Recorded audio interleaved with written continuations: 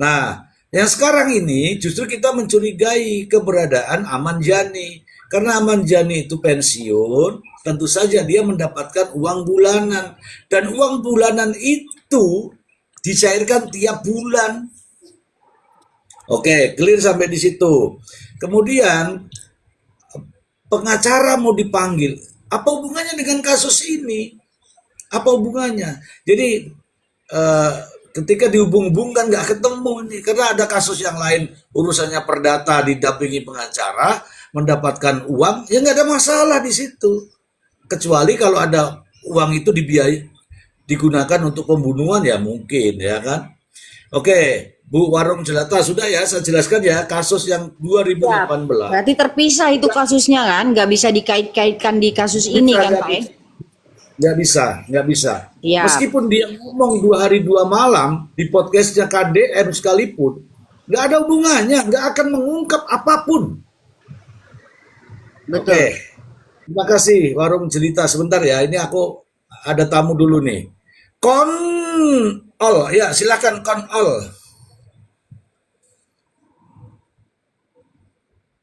Loh mal ya. Assalamualaikum. Salam warahmatullahi Hmm, wabarakatuh. Kebetulan saya dari Indramayu, Pak. Oke dari Polres Indramayu. Bukan dari Indramayu, saya dari asal Indramayu. Saya kira dari Polres Indramayu. Ya ya silakan Mas. Ya Mas. Iya. Jadi sebenarnya gini ya, kasus itu kan sampai sekarang gak jelasnya itu karena mungkin juga karena banyaknya itu keterlibatan seperti kasus-kasus yang sudah-sudah yang seperti yang di Cirebon itu yang sampai sekarang gak jelas juga kan. Hmm.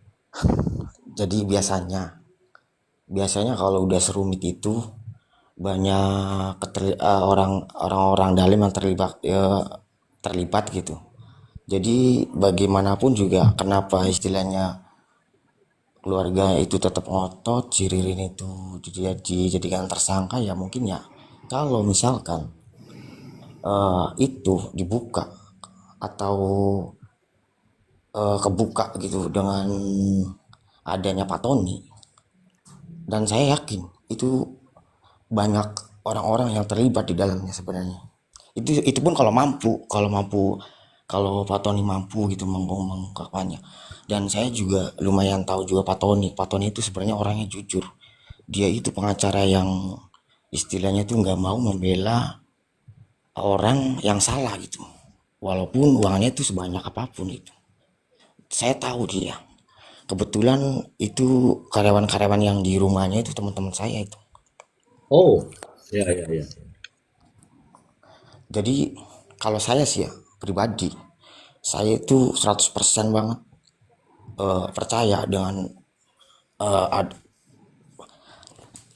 dengan apa namanya Pak Tony. Apalagi saya juga dulu pernah gitu ya punya kasus juga gitu waktu adalah salah satu kasus saya juga di Polres Indramayu itu ya bukan apa-apa ya sampai sekarang juga nggak ditangani ya mungkin karena saya juga orang biasa-biasa aja mungkin gitu. Tapi yang Hah? saya lihat di dalamnya itu ya seperti gimana ya? Saya juga nggak menduga-duga juga, cuman ada gimana ya? Apa namanya? Kurang respect gitu kalau ada yang lapor terus orang Iya. biasa-biasa aja gitu maksudnya Pak. Kamu punya pengalaman kah? Ya, ya alhamdulillah saya punya gitu. Saya juga pernah laporin Oke, apa? artinya kamu bicara seperti ini ada pengalaman ya. Ya, ya, ya, ya, ya. Nah, kalau terkait dengan kasus ini apa yang kamu tahu? Singkat, padat, dan akurat. Saya juga sebenarnya mau cerita panjang, cuman nggak mungkin juga ya. Ya intinya Berapa hari? itu sih. Berapa hari yang kamu eh, mau bercerita? ah dari intinya begini, dari awal Pak Tony cerita sampai akhir itu sebenarnya bener adanya sebenarnya itu. Cuman karena Pak Tony waktu itu nggak apa namanya, waktu itu kan yang menangani kan Pak Ruslandi kan, terus Pak Ya, Ruslandi mundurnya nggak tahu lah kenapa gitu waktu itu. Sebenarnya kalau dilihat dari sisi TV juga si ini kan si apa namanya pengacara dari korban kan CCTV kan itu kan CCTV bukan rekaman CCTV, potongan CCTV kan gitu. Mm-mm. Ya, jadi kenapa gitu? Fotonya ada CCTV, rekamannya nggak ada, gitu aja. Oke, oke. Terus Oke, juga yang terus. direkam itu, yang dipotong itu, cuman adanya si Ririn. Kan otomatis itu kalau diputar kan dari awal sampai akhir, itu kan udah pasti ada, apalagi di situ itu kejadiannya rame gitu. Dan si kakaknya korban juga kan udah bilang, setengah jam sebelum kejadian, itu ada rame-rame di rumahnya, itu siapa katanya. Itu tuh ada temennya, disebut juga namanya padahal. Itu yang ngomong itu loh apa namanya kakaknya ini loh korban loh, kakaknya korban loh yang ngomong sendiri. Oke, saya sudah tahu nih maksud kamu. Saya bahas dulu ya. Ya, Kontrol ya. yo. Bisa ganti nama nggak kamu troll? Itu sebenarnya Kamu itu, kontrol obat itu sebenarnya. oh enggak, kamu pasti punya niat lain karena itu R-nya kecil sekali. Kalau bisa R-nya dihapus lah. Enggak, Bang, enggak. Ya, nanti juga kan saya ganti. Saya itu sebenarnya di TikTok Tolong itu hanya ganti. sekedar Oke, iya ya. tolong ganti nama-nama yang enak dipanggil ya. Oke, oke siap. Ya, oke siap. Cuman kan nggak Ya, bisa ini sekarang saran kalau aja. dulu Oke. minimal 7 hari, Saya Pak. itu mau tunggu dulu. Saya itu mau memanggil aja susah, nggak enak. Iya, iya, iya, iya, iya. Siap, siap, Pak. Siap, siap, siap. Nah, oke. Oke, terima kasih. Jadi begini ya Oke. kawan-kawan. Di mute, di mute. Jadi begini kawan-kawan, apa yang disampaikan itu benar, benar. Jadi ketika mau menyandingkan informasi-informasi, ketemunya juga akan tidak seperti sekarang ini. Ada informasi yang kuat bahkan. Oke, tadi dia katakan ya, Mas ini tadi, aku nggak mau nyebut namamu ya. Mas ini tadi dia menyebut nama seseorang. Kemudian dia juga mengatakan bahwa ada potongan CCTV. Sekarang pertanyaan saya, potongan CCTV itu dari mana? Yang tahu berkaitan dengan CCTV itu adalah pihak kepolisian. Tidak boleh siapapun mengambil, apalagi disebar-sebarkan. Nah, kalau ada terbentuk potongan seseorang dari CCTV didapat, artinya itu dari mana? Silakan nanti teman-teman dalami. Oke ya, yang berikutnya, saya yakin kok namanya CCTV itu teman-teman, itu 1 kali 24 jam sampai berikutnya nyala terus gak ada masalah itu. Tapi kalau hanya sepotong gambar, apa tujuannya kita juga nggak tahu. Gitu ya, ya kamu ya, silakan Mr. Blind, silakan di ini Mr. Blind. Ya, karena ini room edukasi, makanya kita harus beri edukasi ya, teman-teman. Ya. Supaya untuk mempermudah aja. Pertama, peristiwa ini adalah sebuah kasus hukum, kasus pidana. Nah, di dalam kasus pidana itu, sebelum kita masuk ke dalam kasus itu, kita harus paham dulu. Yang pertama, dalam membedah suatu kasus, kita harus bedakan mana objek, mana subjek. Objeknya apa? Oh, kasus pembunuhan. Subjeknya siapa? Berarti ada pelaku, ada korban, ada saksi, ada alat bukti. Ya kan? Nah, sekarang pelakunya itu ada 2 yang saat ini disidangkan. Tapi berdasarkan keterangan salah satu pelaku menyebut nama orang lain. Berarti kalau ingin mengungkap sebuah peristiwa itu terang benderang, siapapun yang terlibat, siapapun yang disebut namanya, harus dimintai keterangannya. Lalu pertanyaannya, kenapa ngomongnya setelah sidang? Kok nggak di kantor polisi? Ya. Nah, disinilah letak kejanggalannya. Hmm. Apakah pada waktu itu dia sudah menyebutkan cuman oleh penyidik tidak digubris, ya, atau memang dia tidak punya kesempatan pada waktu itu untuk menyampaikan karena mungkin mendapatkan intimidasi ketika dia sebut nama orang, nggak usah sebut orang lain, kamu ngaku aja misalkan, ya, akhirnya tertutup peluangnya untuk menyampaikan. Nah, ketika ada dia di ruang bebas, maka dia menyampaikan. Nah, siapapun yang terlibat atau siapapun kita yang melihat kasus ini, kita harus mendorong. Hadirkan itu Pak, nama-nama yang disebut. Karena yang dia sebut itu bukan orang fiktif. Tadi sudah kita sampaikan ya, bahwa contohnya Aman Jani itu memang orangnya ada. Berarti harus dicari keberadaannya. Jangan sampai menyisakan ruang kosong seperti waktu di kasus Vina Cirebon. Itu yang pertama. Terus yang kedua, persoalan CCTV. CCTV itu barang bukti. Ya. Namanya DVR. Di dalam DVR itu ada hard disk untuk menyimpan rentang waktu tertentu. Ada yang 1 hari, ada yang 2 hari, ada yang seminggu, tergantung besarnya hard disknya itu. Nah, di dalam situ itu tidak dipotong-potong, disaksikan dulu, nanti untuk menjadi alat buktinya baru dipotong. Karena yang tidak perlu ditampilkan memang tidak ditampilkan, hanya yang menunjuk atau merujuk pada perbuatan baru dipotong, tapi itu berdasarkan ketetapan pengadilan. Artinya barang itu sudah disita, kemudian diperiksa, dilapor, ya kan? Ada tuh penetapan pengadilannya untuk penyitaan barang bukti dan lain sebagainya.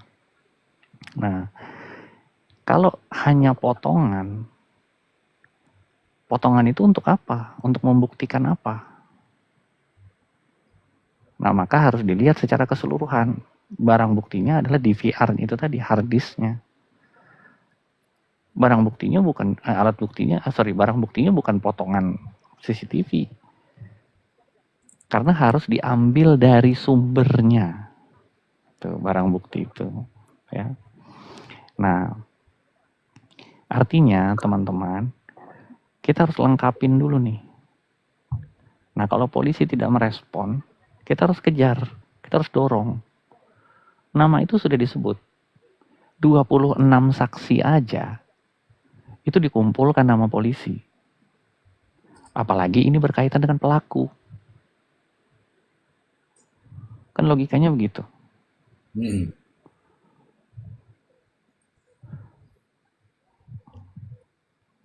Nah, jadi yang harus dipahami dulu, harus dulu nih ditemukan orang yang disebut sama si Ririn itu. Persoalan nanti terbukti atau tidak dia terlibat itu persoalan belakangan. Jangan takut. Kan tetap harus ada persesuaian. Nah, kalau modelnya kayak begini, mohon maaf ya teman-teman. Mohon maaf. Sekali lagi saya mohon maaf, ini hanya analisa untuk kita semua. Kalau ada sesuatu yang janggal dan ditutupi, besar kemungkinan ada konspirasi. Ya. Konspirasi itu tidak menutup kemungkinan melibatkan orang-orang terdekat.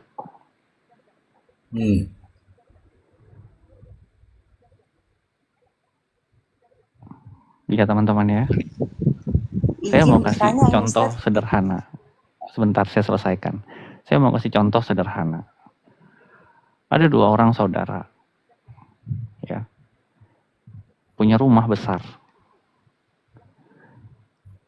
Lalu kemudian si saudara ini tidak terlibat dalam sebuah pembunuhan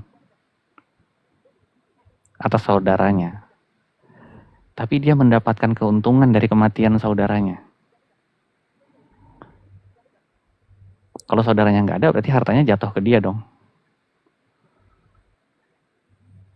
Nah, artinya konspirasi itu tidak menutup kemungkinan melibatkan orang-orang terdekat. Itu yang pertama. Dan yang kedua, siapa yang paling diuntungkan dengan kematian korban?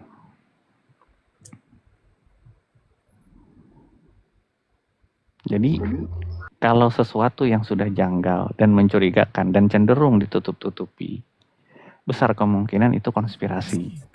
Nah, teman-teman sebagai netizen ya harus teliti, harus kritis, mendorong jangan sampai kasus-kasus yang sebelumnya terulang kembali. Itu kasus yang abu-abu ya. Begitu, teman-teman. Karena di kasus Cirebon, atas kematian 2 orang itu, siapa yang paling diuntungkan?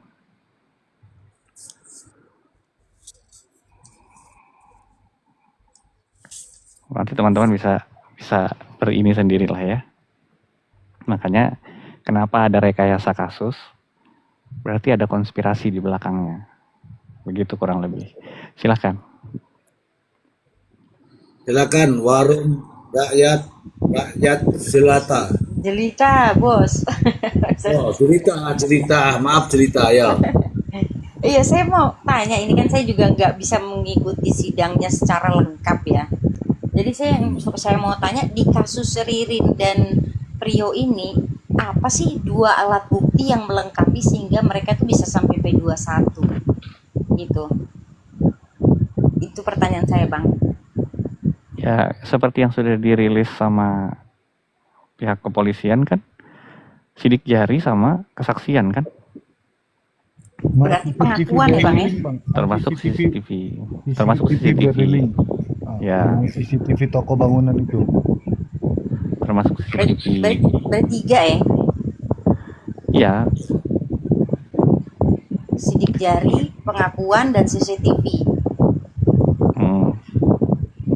Tapi nih Bang, kalau menurut Abang, ini kan saya awam hukum ya, kalau menurut Abang nih ya, ada sidik jari, ada CCTV. CCTV-nya itu CCTV yang memperlihatkan dia melakukan sesuatu pemukulan atau apa itu bukan? ya itu tadi sudah dibahas sama Mr. Z, Bapak Kos ya, sudah dibahas Mbak. bahwa sebenarnya di Di dalam kasus CCTV ini, itu hanya orang lewat. di dalam kasus ini itu direct evidence-nya nggak ada. Nggak ada, benar. Tidak ada bukti langsung yang mengarah kepada pelaku melakukan sebuah tindak pidana pembunuhan. Direct evidence-nya nggak ada. Makanya konstruksi hukumnya dibangun dari kesaksian, CCTV, pengakuan pelaku, sama sidik jari yang merupakan scientific ya.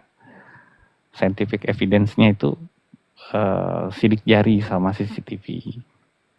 Tapi kembali lagi, itu bukan direct evidence. Gitu. Oke, dilanjut lagi. Saya ini dulu Ya. makan malam ya. Oke. Oh, mau makan malam. Lanjut. Saya mendengarkan, nyimak. Oke, sahur dulu ya, sahur dulu. Oke, saya kasih tahu nih teman-teman. Teman-teman, tadi Jelita menanyakan tentang apa saja atau berapa banyak alat bukti. Oke, kita berbicara mengenai kuantitas dan kualitas. Kuantitasnya mungkin cukup.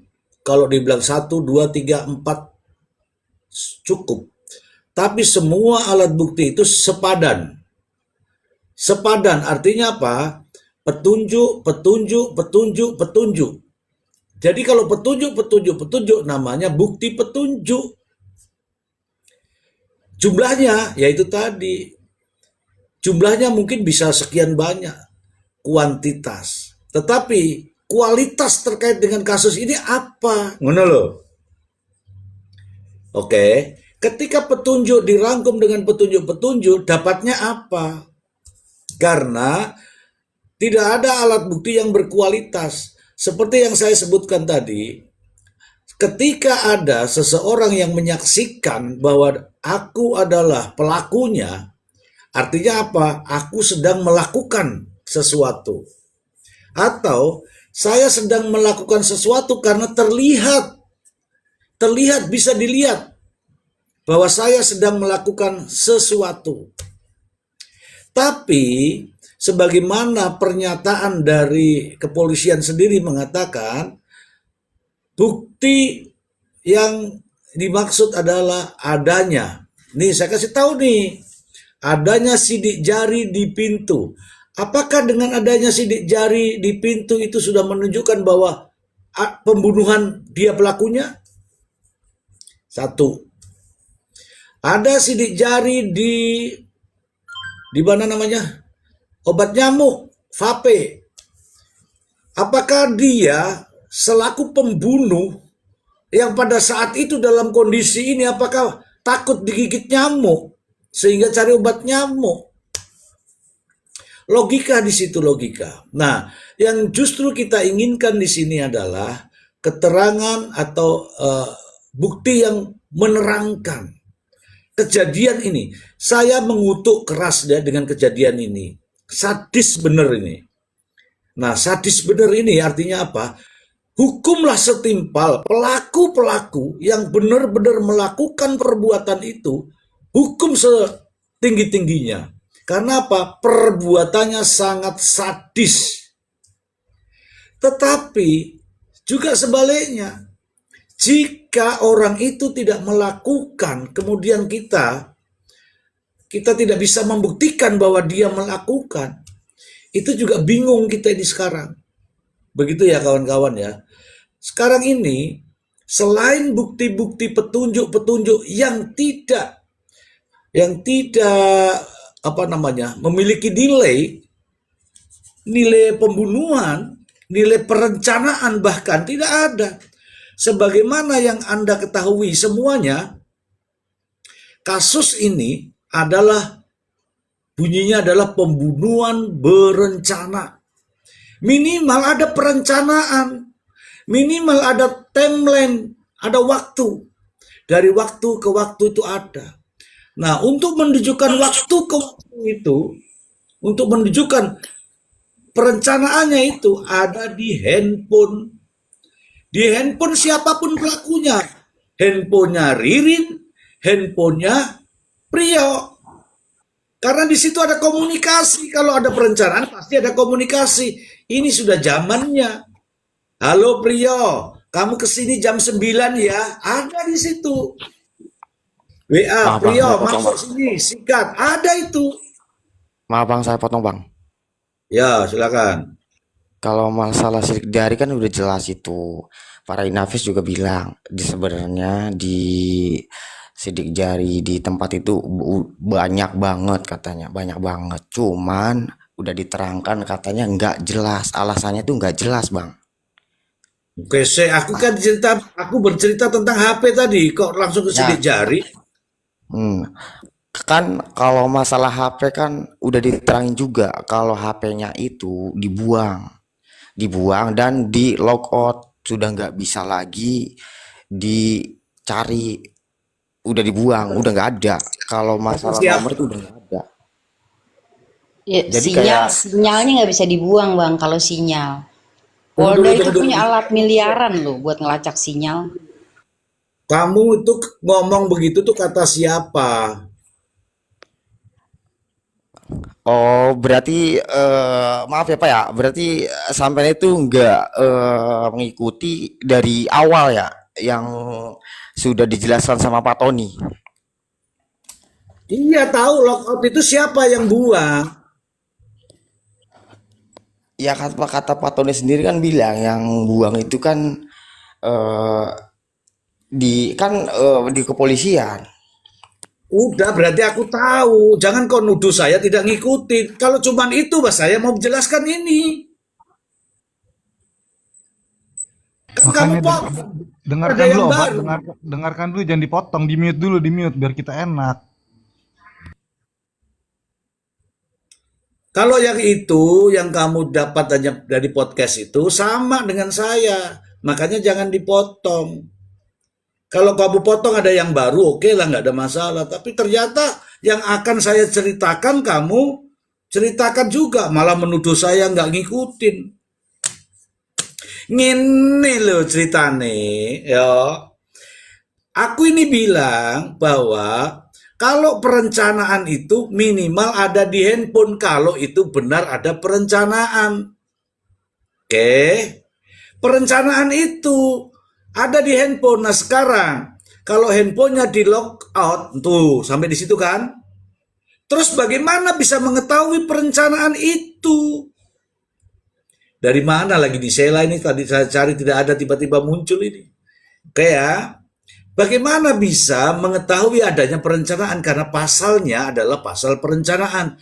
Minimal itu ada di handphone. Ada di handphone, hai kamu, hai kamu, hai kamu. Oke. Kalaupun toh di lock out oleh pelakunya, oleh Ririn, oleh Prio, oleh siapapun itu, kalau polisi berkeinginan untuk membuka semua ini, bisa. Halo polisi, bisa. Kenapa? Karena ada backup data, ada basic data. Dan sekarang mau atau tidak? Kalau Tony mengatakan bahwa handphonenya sudah di lock out, lock in, hapus semua, hilang semua. Ketika ditanya ke jaksa, kenapa handphonenya? Dari sananya saya mendapatkan. Itu kata jaksa. Masalahnya, kalau itu dari situ, dari kepolisian, artinya apa? Artinya apa? Ada polisi yang tidak menghendaki itu muncul. Banyak kok caranya. Kalau memang polisi menghendaki ini terungkap semua, minta itu polisi kepada yang terhormat Telkomsel agar dibuka nomor sekian-sekian dari tanggal sekian sampai tanggal sekian, muncul semua itu keterangan. Mau atau tidak?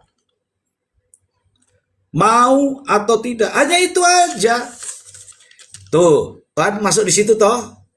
Tenang saja, ceritanya belum selesai. Kalau mau, maka dia akan muncul di situ tanggal sekian dia berhubungan dengan ini, tanggal sekian dia berhubungan dengan ini, jam sekian dia berhubungan ini, jam ini berhubungan dengan ini, jam ini berhubungan dengan ini, dan ini dan ini dan ini dan ini. Muncul semua nanti kesimpulannya. Kok sampean ngomong begitu? Loh, aku mesti melaksanakan itu. Ngono loh. Oke, makasih. Benar Bang Zi. Kayak kasus Jessica Kumala Wongso itu Pak ya, Pak Zia. Betul, Rekam jejak dari handphone tersebut di Iya, percakapannya bahkan juga yang ditampilkan gitu Pak ya. bahkan yang udah dihapus pun bisa muncul ya. Nih, yang tidak bisa dideteksi oleh digital forensik adalah komunikasi suara. Tapi kalau telepon-teleponan nih contoh nih saya berbicara dengan Mail dalam satu hari ini. Mail telepon saya atau Mail telepon aku, Mail telepon saya atau Mail telepon aku, podo ya. Mail telepon saya atau saya telepon Mail berganti-gantian, itu bunyinya juga muncul. Jam sekian Mail telepon saya, jam sekian saya telepon Mail, ada semua riwayatnya. Tapi itu waktu, karena kita hanya berbicara melalui suara. Jam sekian Mail telepon saya, jam sekian saya telepon Mail, jam sekian saya telepon ke Taiwan, jam sekian saya telepon ke Amerika. Itu ada jam-jamnya. Riwayat itulah yang sebenarnya bisa bercerita. Siapa yang saya hubungi? Selain Mail, pastilah saya menghubungi yang lain. Mungkin siapa lagi, ada semua. Jadi itu ada backup-nya. Kalau polisi-polisi di Indramayu ini mendengar, melihat saya sedang bicara, polisi-polisi di sana laksanakan itu. Silahkan minta ke provider, pasti Anda akan menemukan komunikasi antar mereka itu. Kalau Anda polisi-polisi Indramayu mau, saya mah di sini aja. Tapi ini saya menyarankan, kalau Anda mau pasti Anda temukan. Kecuali kalau Anda tidak mau, nah itu menimbulkan pertanyaan. Oke kawan? Ya Pak. Jadi izin Pak. Ya silakan. Nah kalau saya sih ada dugaan Pak ya, asas praduga ini. Atau kemungkinan motif ini adalah ingin menguasai waris. Karena apa? Dari keluarga tersebut kan sudah tidak ada semua tuh ahli waris, anak sudah turut meninggal juga, dua-duanya hanya ada tinggal kakak korban dan ibu orang tua korban. Kemungkinan ini, menurut saya motifnya adalah ingin menguasai waris, gitu Pak. Aku belum ke situ ini. Kalau ingin mau menguasai waris, sekarang ini kan logikanya ini, Ririn ingin menguasai waris gitu kan? Mail, Ya kalau saya sih menduganya ya bukan Ririn, ada pelaku, ada kemungkinan dugaan ada pelaku lain, bukan Ririn, ya bukan. kalau itu kesampaikan dulu sama Mail, kesampaikan dulu dugaan itu dalam hatimu ya. Ya, iya Pak. Dugaan itu dalam hatimu karena itu belum ketemu ini. Ini kan berkaitan dengan Ririn. Kalau Ririn yang diduga membunuh sekarang ini, artinya kalau dikaitkan dengan kata-katamu tadi, Ririn ingin mendapat warisan, kan begitu? Oh, Ya. iya Pak. Jadi mungkin nih maksud Mail nih, Mile. Ada, ya. Mungkin maksud Mile nih ada orang lain, maksudnya selain orang taruhlah yang disebutkan oleh Prio misalnya kayak Amaniani dan lain-lain itu, mereka yang menginginkan warisan gitu maksudnya. Tunggu dulu Bu, jangan melebar dulu ini. Kamu terjebak dengan asumsi nanti. Enggak, maksud saya mau bilang begini, kalau yang namanya warisan itu pertalian keluarga, sementara orang-orang ini nih nggak ada hubungan keluarga gitu loh Bang.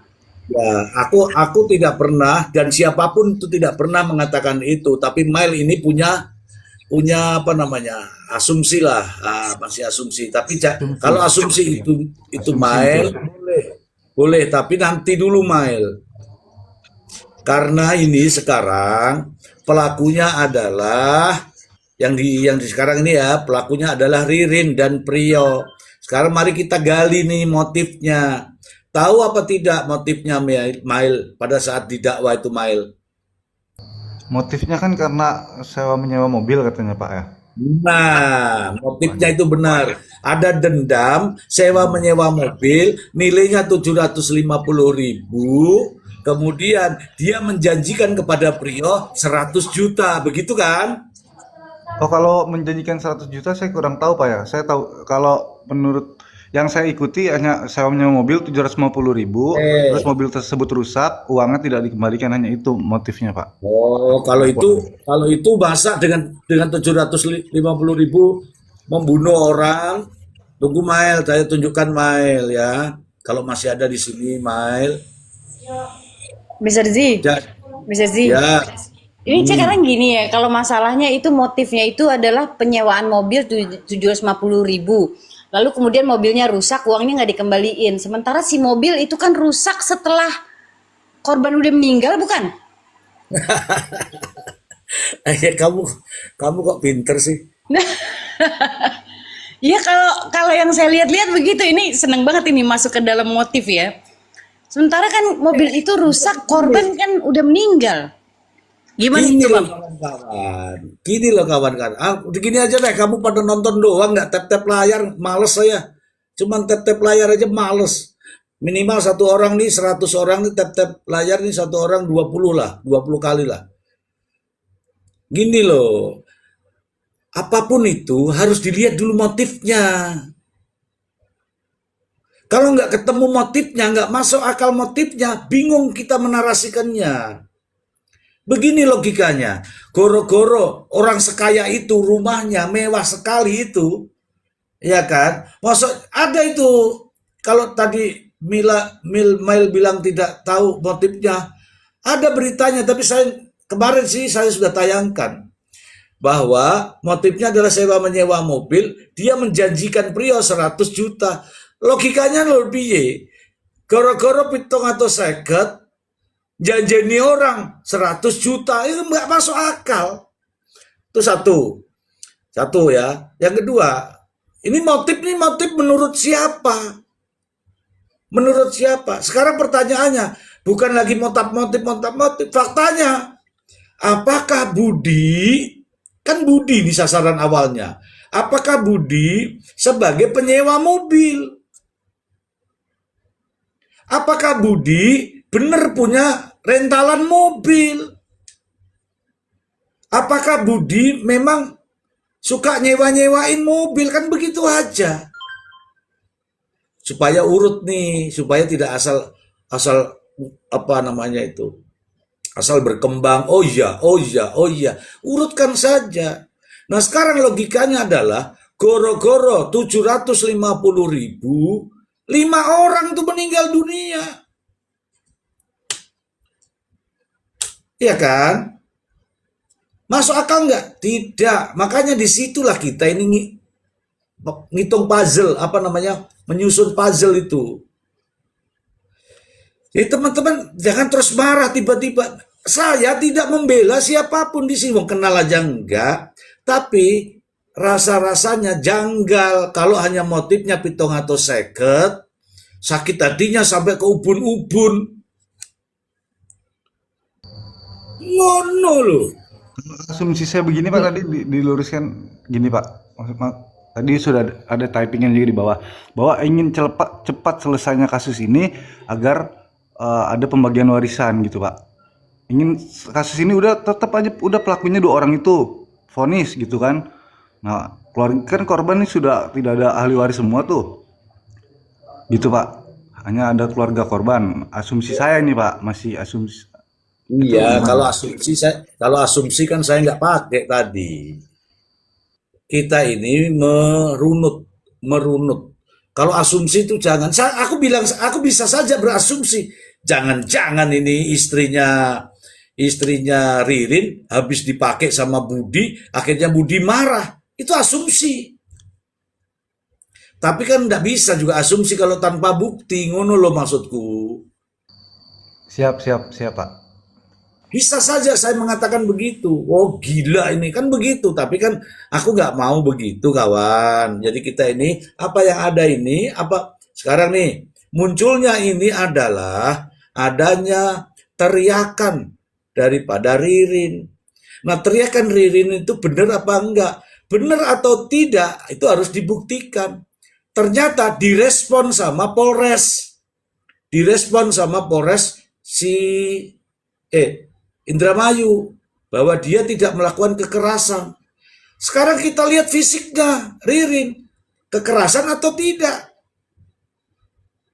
Yang satu bilang saya tidak melakukan kekerasan, silakan ditanya Ririn, kondisinya Ririn. Kan ada jejak digitalnya, ada juga gambar-gambar masa lalunya. Ada foto-fotonya, kekerasan atau tidak, begitu saja. Nah, karena di jejak digital bantahan dari itu ada bantahannya.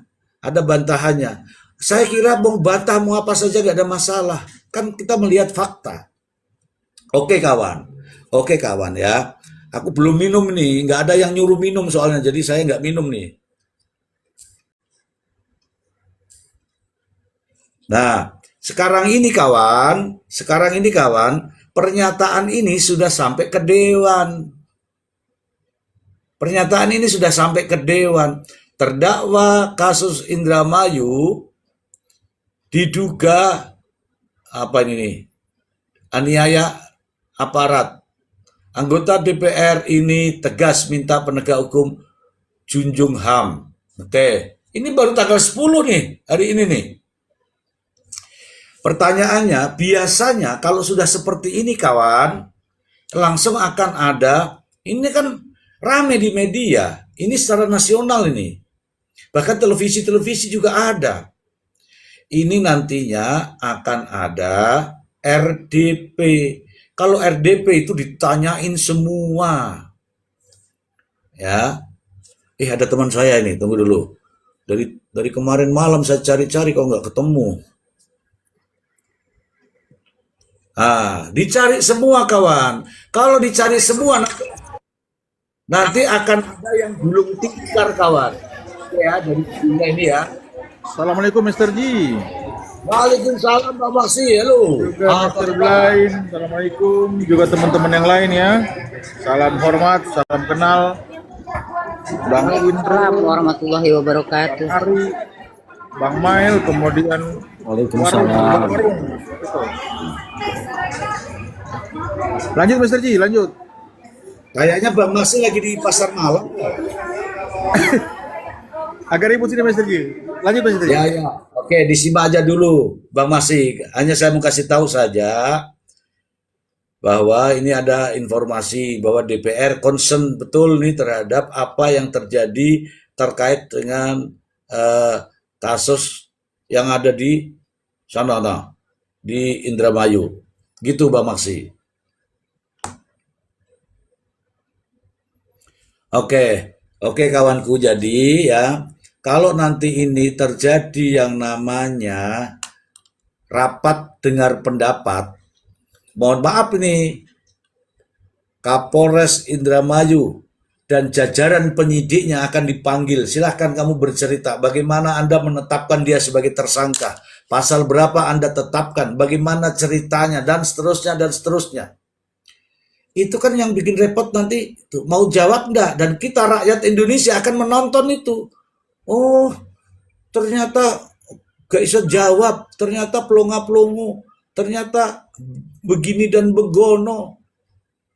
Gitu. Nanti akan dijelaskan oleh Bang Maksi kalau sudah dia tidak sedang belanja di pasar malam ya, kawan-kawan ya.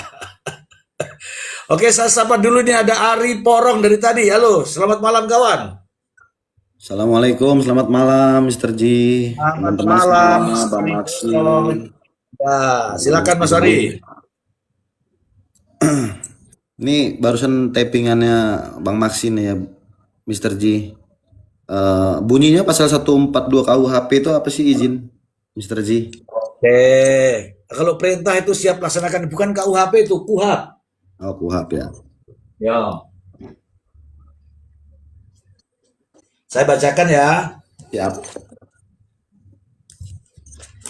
Teman-teman dengarkan ya, saya tak membacanya serius ini. Sebenarnya semalam sudah kita bahas sih. Ini terkait dengan hak-hak tersangka dan terdakwa. Saya baca semua ya teman-teman ya, teman-teman sambil tap-tap layar ya. Ya biar teman-teman di bawah juga tahu ya kan, Mr. Ji. Ya. Oh iya, memang kita ini kalau berbicara dengan dasar-dasar ini. Hak tersangka dan terdakwa, pasal 142. Tersangka atau terdakwa berhak A. Segera menjalankan pemeriksaan. Oke. B. Memilih, menghubungi, dan mendapat pendampingan advokat dalam setiap pemeriksaan. C.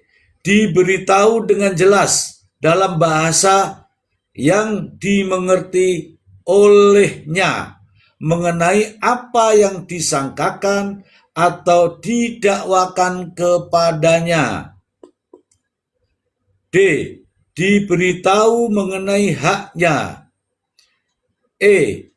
Memberikan atau menolak untuk memberikan keterangan berkaitan dengan sangkaan atau dakwaan yang dikenakan kepadanya.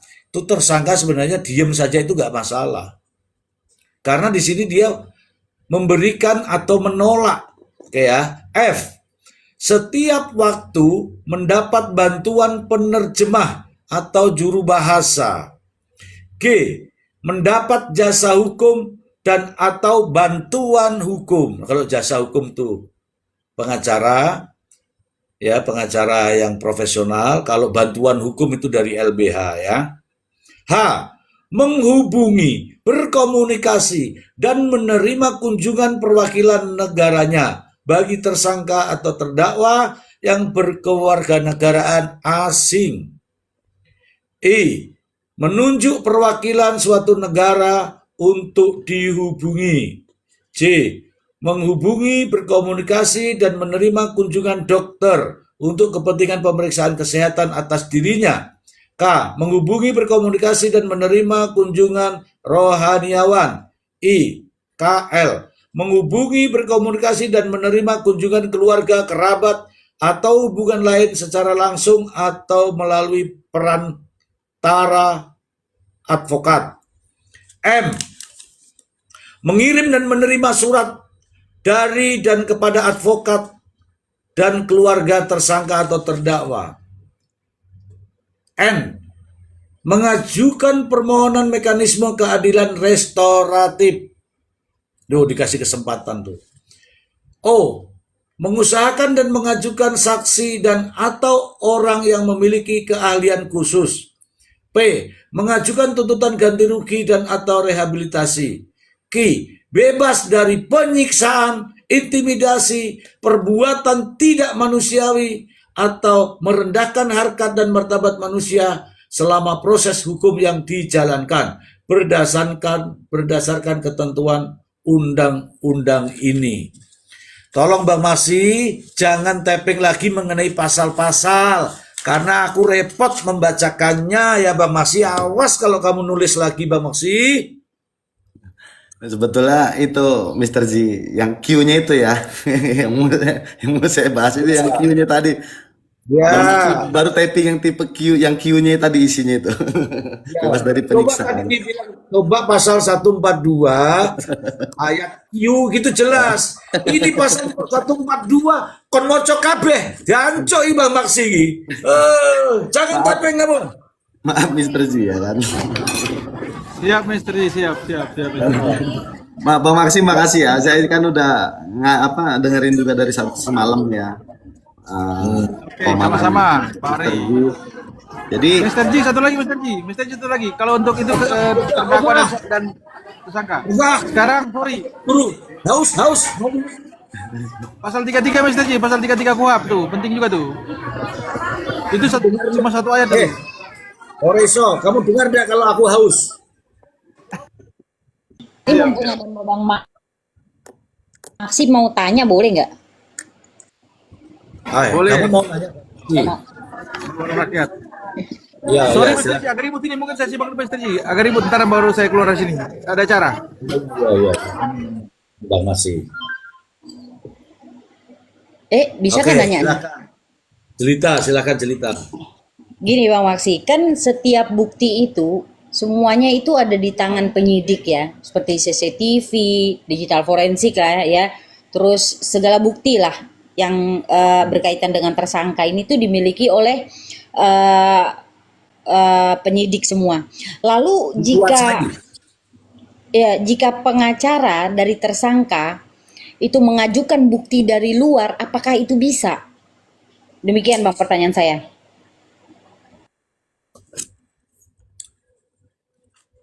Ini Bang Maksi, ini ada pertanyaan. Apakah Bang Maksi mau menjawabnya ataukah saya? Masalahnya nanti kalau aku mau jawab, nanti Bang Maksi somasi. Itu masalahnya di situ.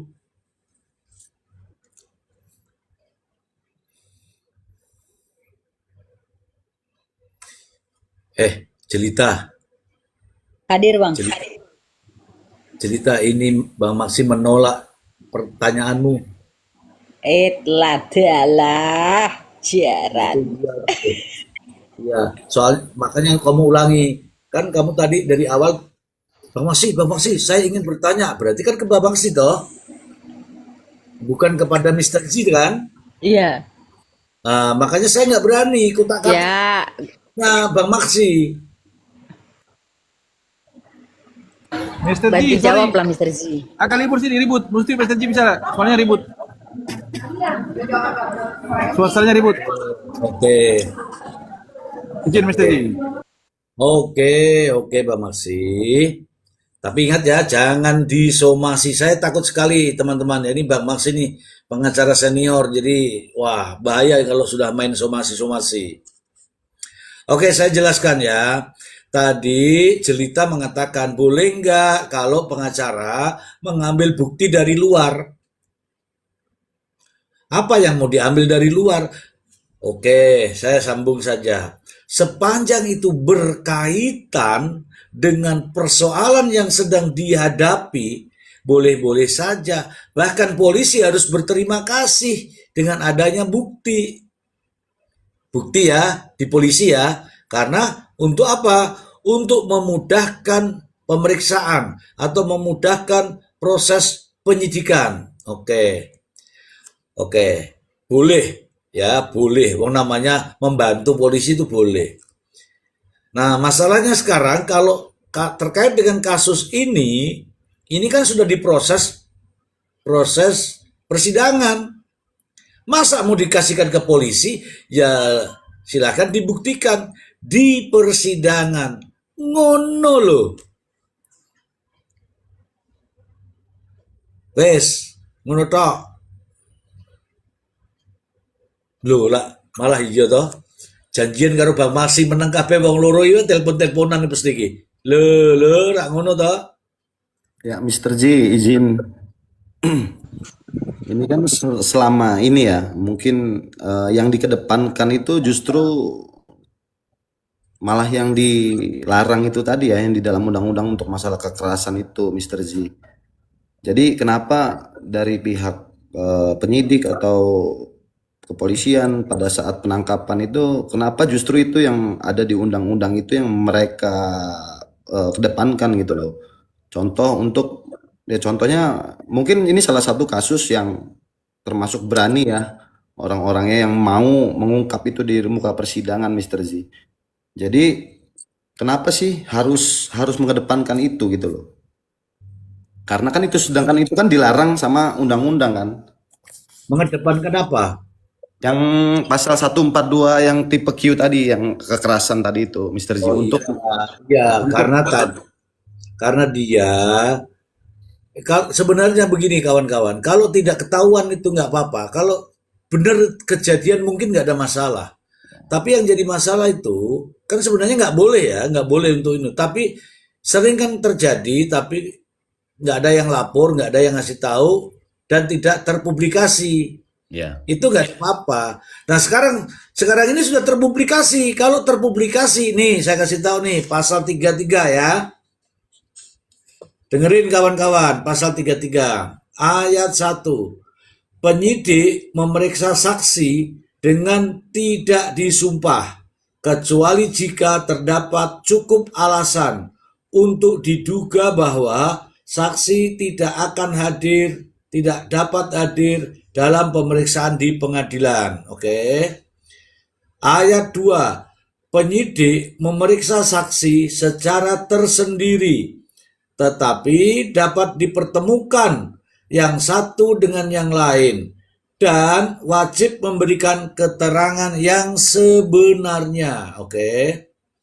Ayat 3. Keterangan saksi kepada penyidik diberikan tanpa tekanan dari siapapun atau dalam bentuk apapun. Oke. Tuh, tidak boleh ditekan-tekan. Nah, sekarang nih. Porong, aku tidak merokok. Oke, Porong? Oke. Oke. Porong tanya sama saya. Mr. Z merokok apa tidak? Mr. Z merokok atau tidak? Saya tidak merokok. Oke ya? Oke.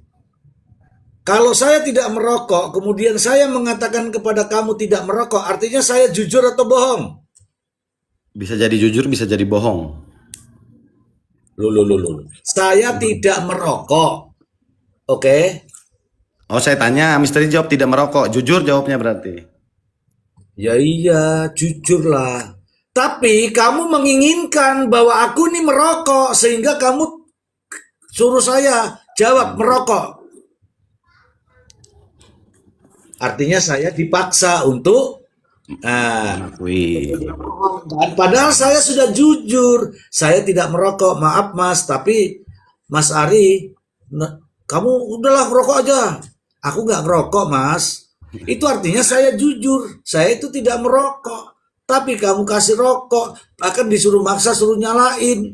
Itu artinya kamu sudah menuduh saya nggak jujur, terus kamu paksa pula, gitu kan?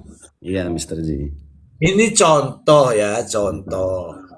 Ngono loh. Nah, apa yang terjadi di sini?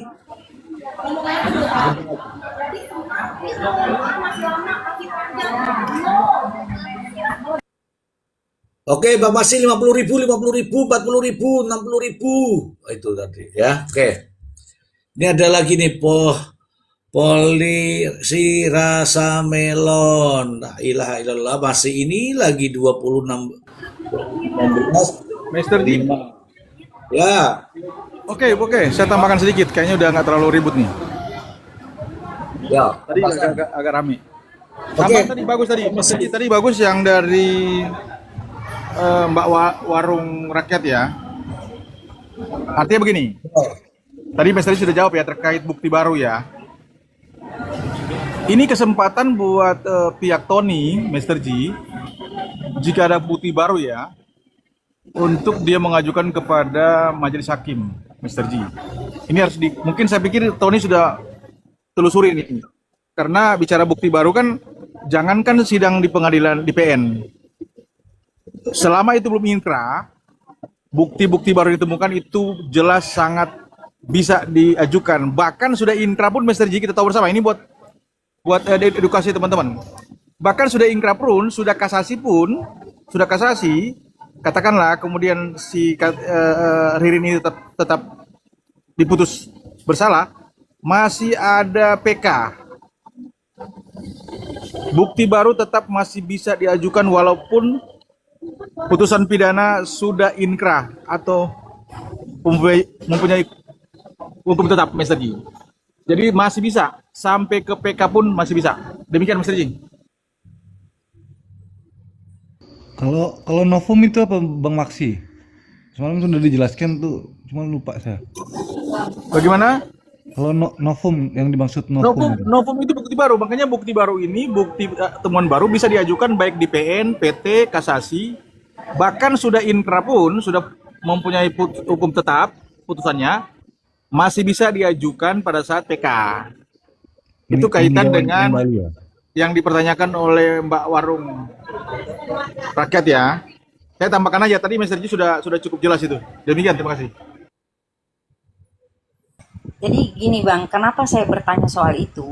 Karena dari keterangan dari Pak Tony itu kemarin itu menyatakan bahwa Aman Yani ini selalu menghubungi Ririn itu menggunakan provider, artinya direct call, bukan dari WA gitu. Nah, sepanjang pengetahuan saya, selagi ada engagement atau selagi kartu itu masih jadi milik si Ririn ini, masih digunakan oleh Ririn, itu semua terekam. Nggak seperti WA. Kalau WA kita harus berkomunikasi dengan Meta.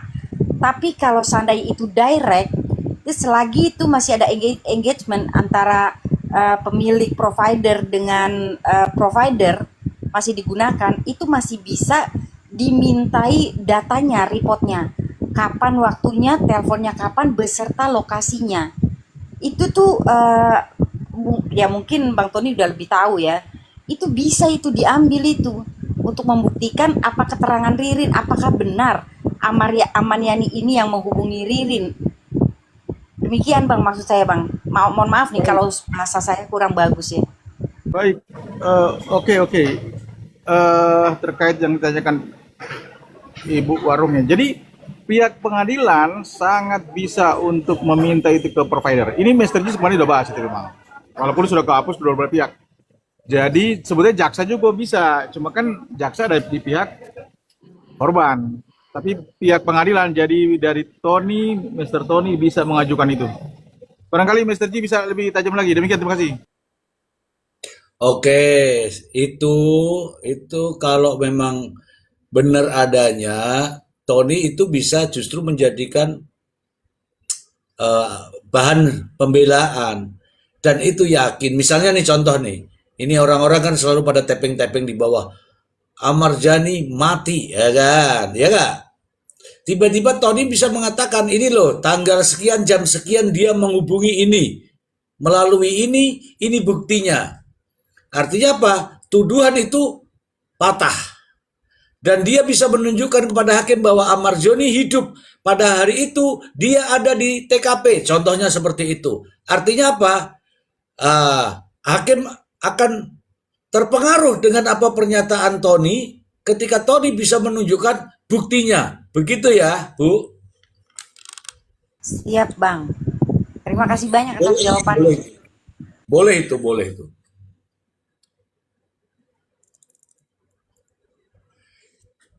Boleh itu, boleh-boleh saja ya.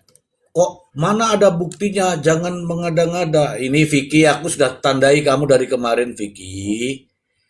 Kamu kan mendukung toh kalau Ririn jadi tersangka kan?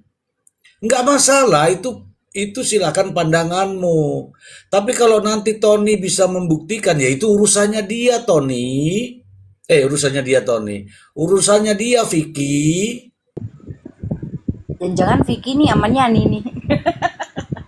Ya enggak, saya enggak bisa itu. Jadi boleh saja, ini kan pertanyaan. Pertanyaan itu jadikan pembicaraan ini, gitu loh.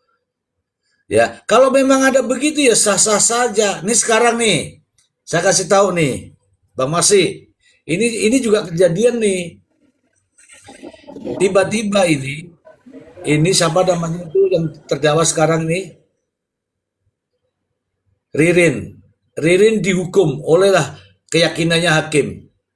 Terus 2 bulan kemudian Aman Joni datang. Kemudian dia minta maaf ke polisi, mohon maaf saya. Terus bagaimana? Makanya apapun yang terjadi dibiarkan saja. Dan itu serba mungkin kawan. Tenang aja. Tenang saja, tenang saja.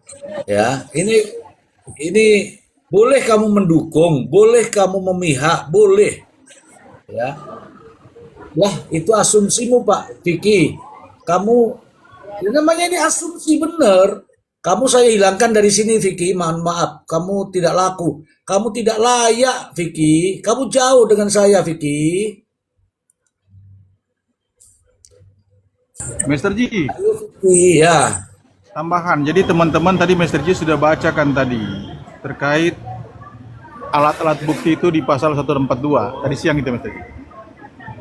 Jadi yang digunakan oleh majelis hakim bukan alat bukti yang dihadirkan oleh pihak penyidik ataupun JPU, termasuk keterangan saksi, keterangan tersangka di penyidik itu atau BAP itu tidak digunakan. Yang digunakan adalah ketika mereka memberikan keterangan di dalam persidangan. Oke. Jadi itu yang digunakan. Jadi akan gugur dengan sendirinya. Jadi keterangan tersangka yang ada di BAP antara Ririn dan si Prio itu juga akan diuji di muka persidangan. Bisa saja dia dalam tekanan. Kemudian dia terpaksa mengaku itu. Oke, kecuali pada saat di persidangan mereka mengakui itu bahwa itu benar adanya. Keterangan yang ada dalam BAP waktu mereka menjadi tersangka. Jadi dalam alat bukti itu yang digunakan adalah keterangan terdakwa ya, bukan keterangan tersangka. Demikian, terima kasih. Oke, Izin, Bang, teman-temanku.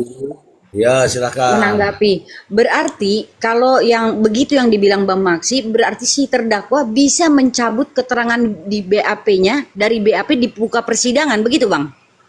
Betul, jadi yang digunakan alat bukti bukan keterangan tersangka, tapi keterangan terdakwa di dalam persidangan. Jadi bisa gugur, itu namanya BAP tersangka. Kan dia pada saat di BAP itu statusnya masih tersangka. Itu tidak digunakan sebagai alat bukti, yang digunakan adalah keterangan sebagai terdakwa di muka persidangan. Berarti sah-sah aja Prio bilang bahwa dia dalam tekanan pada saat di BAP itu Bang, kalau dia Iya. utarakan. Iya, asalkan itu benar ya. Kalau itu benar 100%, dia harus berani mengatakan itu. Pengacaranya harus mendorong itu. Kalau memang benar 100%, bahwa dia memang dalam tekanan kekerasan. Tapi kita melihat fakta di lapangan, kita lihat sendiri bahwa Ririn sampai pincang-pincang, bonyok-bonyok. Saya mau sampaikan kepada teman-teman. Katakanlah, misalkan contoh saja, misalkan dia memang betul-betul tersangkanya, pelakunya. Nggak bisa kalau sudah dalam markas kepolisian kemudian dilakukan tindakan kekerasan. Tadi kan ada yang bilang, bebas dari penyiksaan, bebas dari intimidasi, bebas dari kekerasan. Itu jelas itu. Pasal tadi itu Mr. G sudah baca tadi. Jadi keterangan tersangka itu bebas dari penyiksaan. Kalau memang ada itu terjadi, dia sampaikan di persidangan dan itu akan dipertimbangkan oleh hakim. Hakim juga akan menilai benar nggak omongan Denny. Itu akan menjadi mempertimbangkan hakim ketika dia membantah BAP waktu dia tersangka. Itu demikian. Jadi begini Bang Maksim, yang menjadikan keresahan saya nih ya, terutama ya sebagai warga negara melihat alat bukti ya, alat bukti atau barang bukti nih, saya agak-agak bingung ini membedakannya. Jadi alat bukti ya, alat bukti yang seperti sidik jari, lalu kemudian CCTV yang hanya di luar, lalu kemudian keterangan tersangka pada saat itu ya, karena masih dalam penyidikan ya. Keterangan tersangka yang dijadikan alat bukti yang notabene itu dalam di bawah kekerasan ya, menjadikan mereka menjadi tersangka di pasal 340 yang mana ancaman hukumannya itu adalah maksimalnya mati gitu loh. Ini kan antara hidup dan mati. Bagaimana jika ini terjadi pada warga negara lain, kalau itu yang dipakai ya Bang ya, menjadikan bahwa Ririn adalah otak gitu. Bagaimana itu terjadi? Misalnya ada kasus yang lain, apabila orang itu ternyata sebelum kejadian itu numpang pipis misalnya, numpang ke kamar mandi atau dan akhirnya ada DNA-nya di situ, lalu kemudian diambil orang itu dijadikan tersangka, dikasih pasal 340 dengan keterangan pengakuan yang dipaksa di atas dasar kekesalan ini apa nggak bahaya gitu Bang? Bila itu terjadi gitu. Memang ini ranah Mr. G, kan ada tahapan pada saat tahap penyidikan. Memang penyidik selalu dia mengutamakan dua alat bukti yang cukup atau bukti yang kuat menurut mereka. Memang ini kalau masih di kepolisian, memang itu ranahnya polisi, penyidik.